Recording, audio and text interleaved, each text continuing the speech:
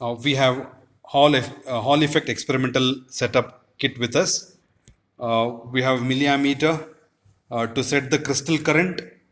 We have voltmeter to measure the Hall voltage and the respective circuit connections, where the connecting wires are leading to the semiconductor which is placed between the pole pieces of your magnet.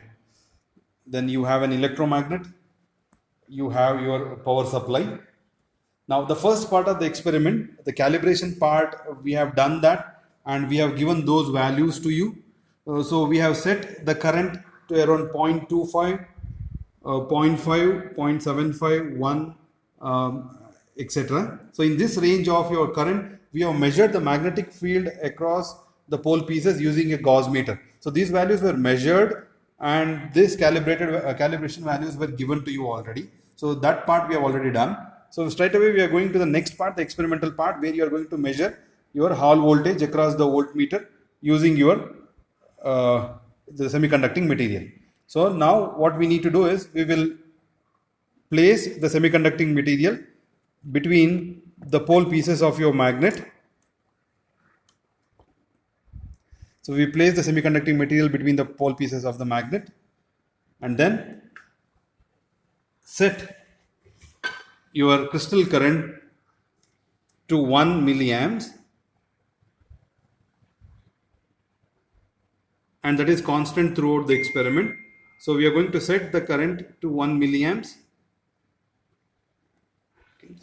And then now I am going to vary the magnetic flux or vary the magnetic flux density or the magnetic field using the current, since this is an electromagnet. So, now for 0.2 I will note down your voltage. Then now I will vary the current to about 0.4, note down the respective voltage. Then next 0.6,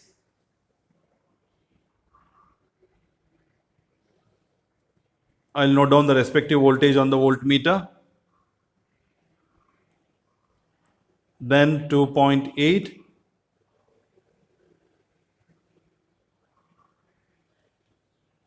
I will note down the respective voltage. Like that, I will go up to 1.6. I will vary the current up to 1.6 in steps, in incremental steps of 0.2, and I will note down the respective voltage. Then, anyway, the first part of a tabular column is current versus magnetic field. That is anyway your calibrated values what we provide to you.